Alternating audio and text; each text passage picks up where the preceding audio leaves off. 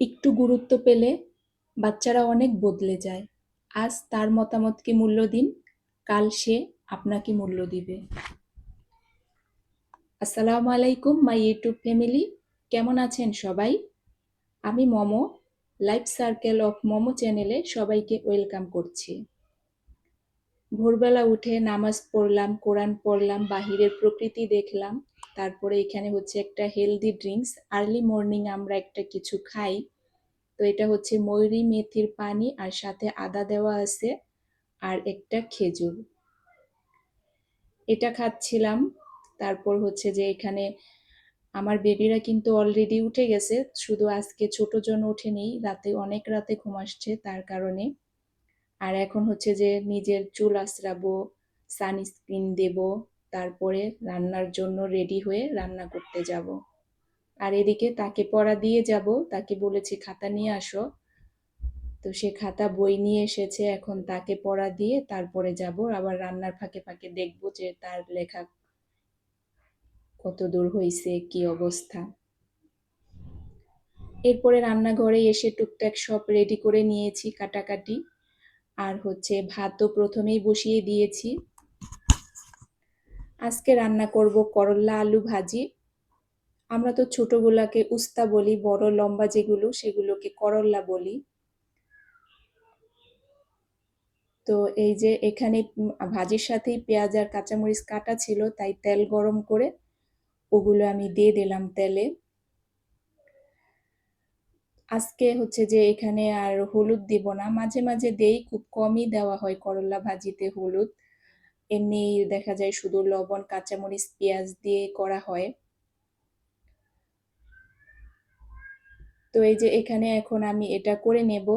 আর এই গরমে ভয়েস দেওয়া তো অনেক কষ্ট, এমনিতে লোডশেডিং, তারপরে যখন সবকিছু দরজা জানলা সবকিছু লাগিয়ে ফ্যান অফ করে ভয়েস দিতে হয়, সেটা তো আরো বেশি কষ্ট। তো প্লিজ সবাই একটা লাইক দিয়ে কন্টিনিউ করেন, আপনাদের একটা লাইক আমাদের জন্য খুবই মূল্যবান। আর একটা কমেন্ট আরেকটা নতুন ভিডিও বানাতে অনেক বেশি উৎসাহিত করে। আপনারা অনেক সুন্দর সুন্দর কমেন্ট করেন, আর যে কমেন্টগুলো পড়ে অনেক ভালো লাগে। এটাই তো একটা পাওয়া এখানে এসে, এইগুলো যে সুন্দর সুন্দর আপুদের সুন্দর সুন্দর কমেন্ট। আর এদিকে আমি প্রেসার কুকারে কিন্তু ডালও সিটি দিয়ে নিয়েছিলাম, তারপরে হচ্ছে যে এখানে আম ডাল করব, আমও কেটে রেখেছি, পরে দেব ডালটা আর একটা বলক দিয়ে, তারপরে হচ্ছে যে আম দিব। প্রচন্ড গরম, এই সময় সবাই বেশি বেশি সবজি খাবেন, আর টক জাতীয় খাবার, বেলের শরবত, লেবুর শরবত এগুলো খাবেন। আর বাচ্চাদেরও অনেক বেশি পানি খেতে দিতে হবে, ওরা তো ছোট মানুষ, বোঝে না। আর আমি রান্নাঘরে শুধু ডেকোরেশন চেঞ্জ করি, এটা এখান থেকে ওইখানে, ওইখান থেকে ওইখানে। আর অনেকে বলবেন আপনার তো তেমন কিছু নেই, আসলে আমার তেমন দরকার হয় না, কারণ আমার অনেক ক্যাবিনেট তো রান্নাঘরে উপরে নিচে অনেক ওগুলো ভিতরেই থাকে, সেজন্য বাহিরে আর এক্সট্রা করে অত বেশি কিনি না। তো এখানে আমি ডাল ঘুটনি দিয়ে ডালটা এইভাবে ঘুটে নিচ্ছিলাম।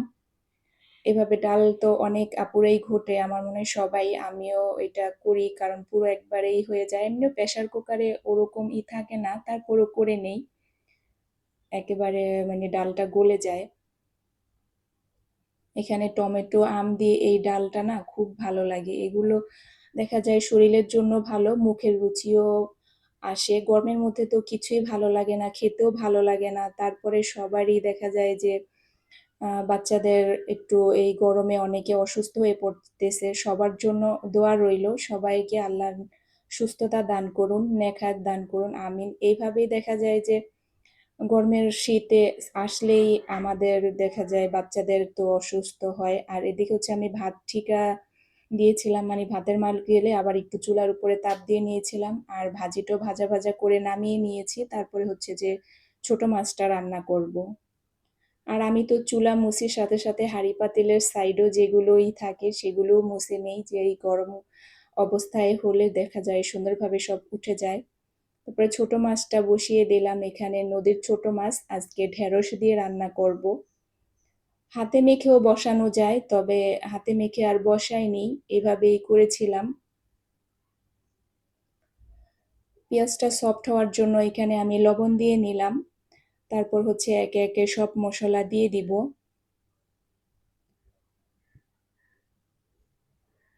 আর এখানে সব মশলা আমি একবারে খুলে রেডি করে রেখেছি যাতে ঝটপট করে দিয়ে দেওয়া যায়। রান্নার সময় সবকিছু হাতের কাছে থাকলে রান্নাটা অনেক ইজি হয়ে যায়, কাটাকাটি সবকিছু রেডি থাকলে। আর মরিচের গুঁড়াটা আমি একটু অল্প দিয়ে এই যে সামান্য পরিমাণের দিলাম, কারণ এই ছোট মাছ বা যে মাছই আমার বেবিরা খায়, আর করল্লা উস্তা ভাজি আলু দিয়ে করলে সেগুলো খায়, ছোট বেবি পর্যন্ত এই ভাজিটা পছন্দ করে। অনেক আপুরাই দেখি মানে তিতার জন্য লবণ দিয়ে রাখে, আসলে তিতা আমার মনে হয় কি এই সিজনেরটা অত বেশি তিতা না, তারপরে জানি না আমার হয়তো অভ্যাস হয়ে গেছে নাকি সেজন্য, কিন্তু অত বেশি তিতা সেভাবে লাগে না আমার, মানে আমাদের তো আমরা খাই সেভাবে লবণ দিয়ে আর মাখাই না, এভাবে হালকাভাবে ধুয়ে নেই। বেশি কসলা-কুচলি করলে দেখা যায় করল্লা আবার তিতা হয়ে যায়। অনেক আপুরা হালকাভাবে মেখে তারপরে লবণ পানিটা ফালায় দেয়, সেটাও হয়তো ভালো হয়। ওইভাবে যারা খেতে না পারে সেভাবে করে নেয়, সেটাও ভালো। খেতে তো হবে, শরীরের উপকার, এটা একটা ভালো সবজি গরমের জন্য। আর এই যে এখন আমি মাছটা দিয়ে দিলাম, এই যে নদীর একটা মাছ, এই মাছটা না অনেক মজা খেতে।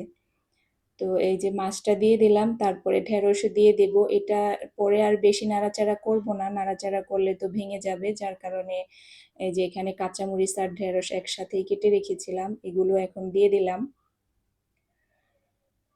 তারপর হচ্ছে যে বাচ্চাদের তো সবারই বাচ্চাদের পরীক্ষা, আর বাচ্চাদের এই গরমে নিয়ে বের হন, সবাই প্রচুর পানি খাওয়াবেন বাচ্চাদেরকে।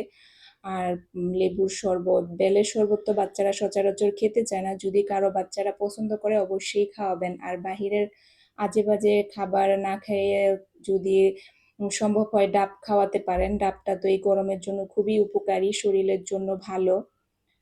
আর এই গরমে তো বড়দেরই ডিহাইড্রেশন হচ্ছে, আর ছোটদের তো কোনো কথাই নেই। এরপর উপর দিয়ে একটু টমেটো দিয়ে দিব, আর একটু টালা জিরার গুঁড়োও দিয়ে দিব। আর কারণ হচ্ছে যে পরে আর তো নাড়াচাড়া করব না, যার কারণে একবারে সবকিছু দিয়ে আঁচ কমিয়ে মৃদু আঁচে মানে মিডিয়াম আঁচে রান্না করে নেব। এটা খুব বেশি ঝোল রাখবো না, আবার একেবারে মানে শুকিয়েও ফেলবো না, হালকা একটা থাকবে, অল্প সামান্য। আমার প্রিয় প্রিয় আপুরা অনেক সুন্দর সুন্দর রেসিপি শেয়ার করেন, দেখি ভালো লাগে। আমরা এক এক ডিস্ট্রিক্টের মানুষ এক এক ধরনের খাবার পছন্দ করি। তো আমার এক ভিডিওতে যে কাসুন্দি দিয়ে পাট শাক, অনেক আপুরা এটা খাননি। আসলে আমি মনে হয় যে আমাদের মুন্সিগঞ্জেই খায় হয়তো, পরে আমার মনে মনে হয়েছে যে হয়তো এটা শুধু আমরাই খাই, অনেক জায়গার মানুষ আসলে, আমাদের তো খাবারের পার্থক্য থাকেই। কিছু কিছু কমন খাবার ছাড়া দেখা যায় যার যার আঞ্চলিক একটা খাবার থাকে যেটা তারা ওইভাবে খায় বা পছন্দ করে। তো মাছ হয়ে গেছে, ধনিয়া পাতা দিয়ে দিলাম। এদিকে হচ্ছে আম ডালটাও আমি করে নিয়েছিলাম। এখন মাছটা আমি করে নেব, আর একটু ঝোলটা টানলে তারপরে বেড়ে নেব। এই যে এইভাবে হালকা একটু ঝোল রেখেছিলাম। এটা খেতে না খুব মজা হয়। ঢেঁড়স দিয়ে এই তরকারিটা যারা খাননি অবশ্যই একবার ট্রাই করে দেখতে পারেন। আর যারা খেয়েছেন তারা তো জানেনই।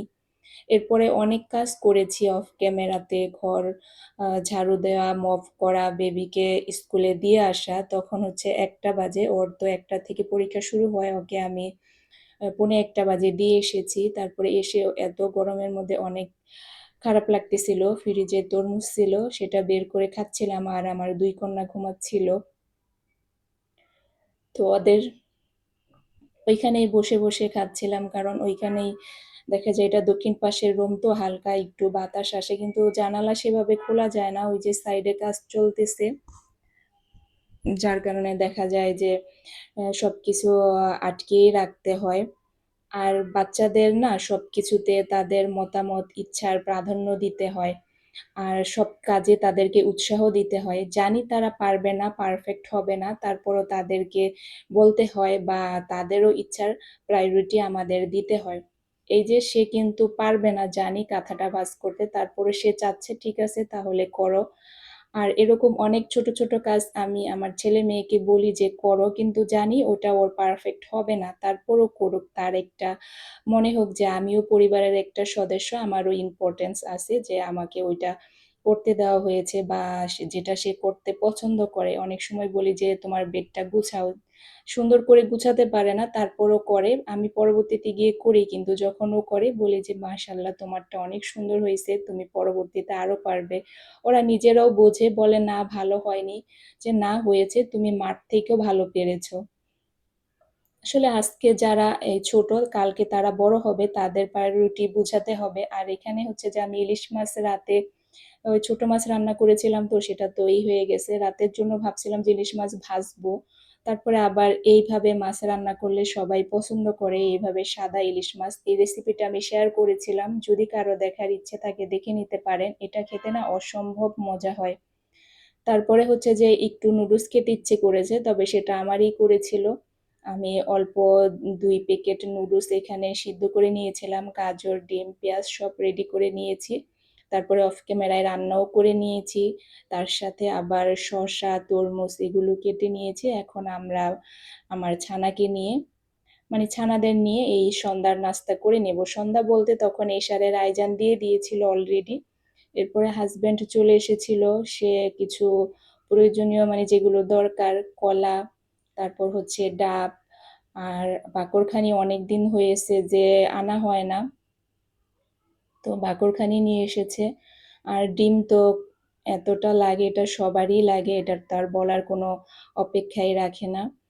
আর এই বাকরখানি দিয়ে চা খেতে আমার অনেক ভালো লাগে, আর আমার বেবিরও দেখা যায় দুধ দিয়ে এটা ভিজিয়ে খায়।